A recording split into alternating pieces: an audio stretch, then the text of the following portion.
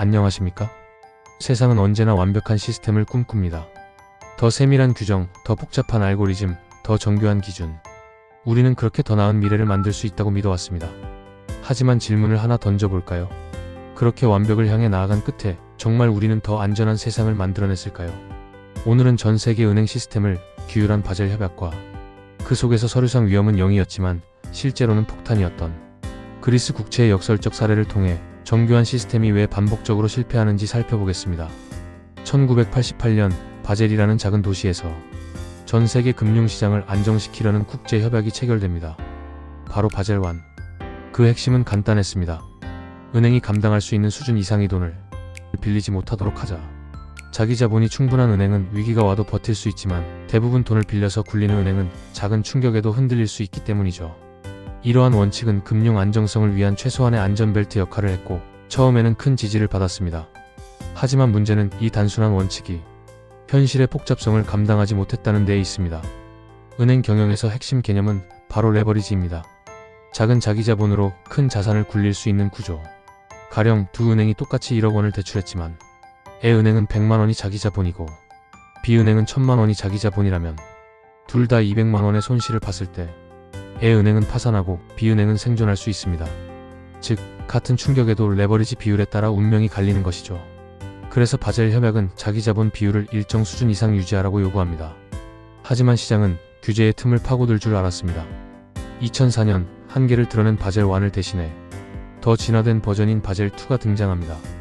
347페이지에 이르는 방대한 분량, 수백만 개의 데이터와 위험 계수, 은행마다 자체 위험 평가 모델까지 허용한 시스템. 이제는 단순히 대출 규모만이 아니라 무엇에 투자하느냐에 따라 적정 자본 비율을 차등 적용하는 구조였습니다. 이론적으로는 혁신적이었습니다. 하지만 문제는 위험을 어떻게 정의하느냐였습니다.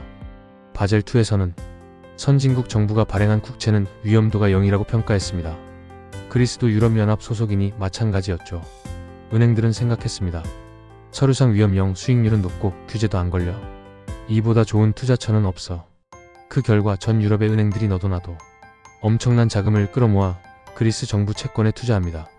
물론 그 채권이 위험하다는 걸 은행도 몰랐던 건 아닙니다. 높은 수익률은 그 자체로 위험 신호이기 때문이죠. 하지만 바젤 2는 그것을 위험으로 보지 않았습니다. 그래서 서류상으로는 완벽한 투자였고 은행들은 레버리지를 최대한으로 끌어올려 몰빵을 시작했습니다.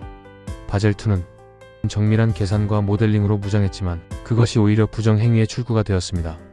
은행들은 서류상 위험이 낮은 자산을 찾아 실제로는 매우 위험한 채권에 몰빵했고 복잡한 금융공학을 통해 위험을 포장했습니다.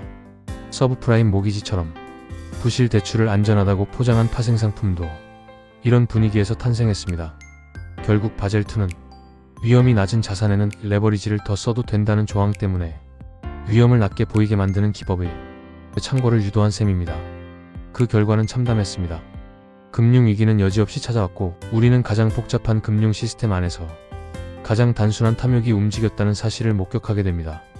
이후 바젤 3, 도드-프랭크법 등 규제는 더 복잡해지고 문서는 더 두꺼워졌습니다.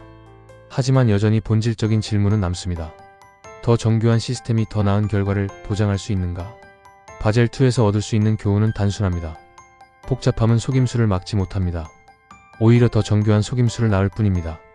규제는 늘 시스템을 정비하려 하지만 그 틈을 파고드는 욕망은 시스템보다 빠르고 집요합니다.